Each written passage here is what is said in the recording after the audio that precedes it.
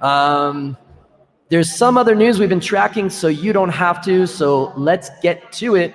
The big news that everybody's been talking about, not really talking about this week, is what dropped late last week. Former Mexican Defense Minister General Salvador Cienfuegos Cepeda was arrested by a U.S. Drug Enforcement Agency last Thursday on drug and money laundering charges. This happened while he was arriving with his family at Los Angeles International Airport.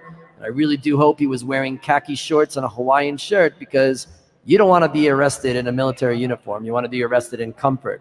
But now, if I was a gringo who had never lived in Mexico, my reaction would be, oh my Lord, the Minister of Defense arrested on drug charges? What a crime. I'm shocked. But as a gringo who has lived in Mexico almost 11 years, which I think really makes me Mexican, my reaction was, of course this happened.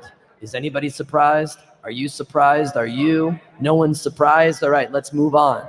The U.S. has arrested other prominent leaders, like the head of the Mexican FBI, former governors, a few drug kingpins, and besides, if the U.S. government is using all of its resources to arrest criminals who are also Mexican nationals, I say fine.